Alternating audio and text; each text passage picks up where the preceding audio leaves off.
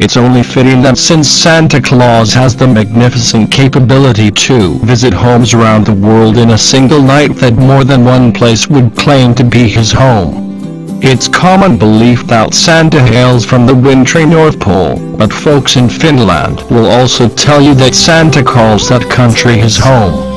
To prove it, the Finns will even invite you to visit Santa in his workshop before Christmas or during the year and talk with Santa Claus as he and his elves busy themselves for their end-of-year Christmas expedition around the globe. The popularity in America today of the images and legend of Santa Claus can be traced to the poem, "'Twas the Night Before Christmas", that was written by Clement Clarke Moore in 1822. In that poem, Moore described St. Nicholas as a jolly fellow who flew from house to house in a sleigh pulled by reindeers and waited for children to go to bed on Christmas Eve before he came down the chimney to deliver Christmas presents for T.H.M.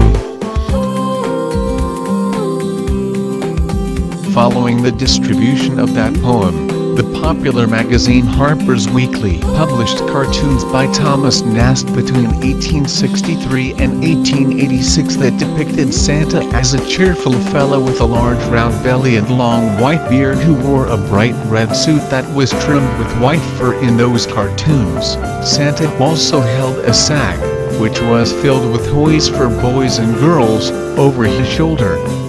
The cartoons also showed Santa reading letters from good boys and girls, working in his workshop with his elves, checking his list to make sure he had all the required toys, and even showed his wife, M.R.S. Claus. The tradition of Santa Claus was brought to America, however, by Dutch colonists who settled in New York City, which was called New Amsterdam at the time. The real Saint Nicholas is said to be a minor saint from the 4th century with a reputation for generosity and kindness that gave rise to legends of many miracles that he performed for the poor and unhappy. One of the stories about the legend of Saint Nicholas is that he saved 3 poor girls who were sisters from being sold into a life of slavery or prostitution by their father. According to the legend, Santa Claus provided the girls with a dowry so that they could get married.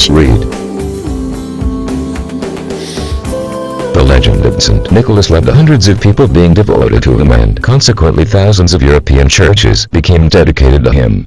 After the Reformation period, however, widespread practice and worship of St. Nicholas disappeared in European countries that were Protestant, except in Holland, where the legend of St. Nicholas continued. St. Nicholas was known as St. Nicholas, but that was later corrupted to Santa Claus. Dutch colonists took this tradition of Santa Claus to New York City, where it was adopted using the English name of Santa Claus.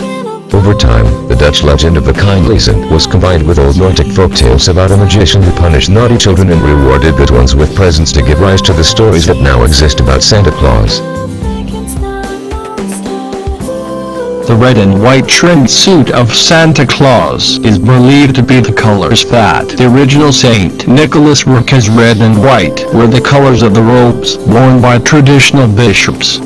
It is also believed that the Coca-Cola Company played a role in what is regarded as the popular look of Santa Claus today through paintings by artist Hatton, some of them that were placed in some of the company's advertisement between 1931 and 1964.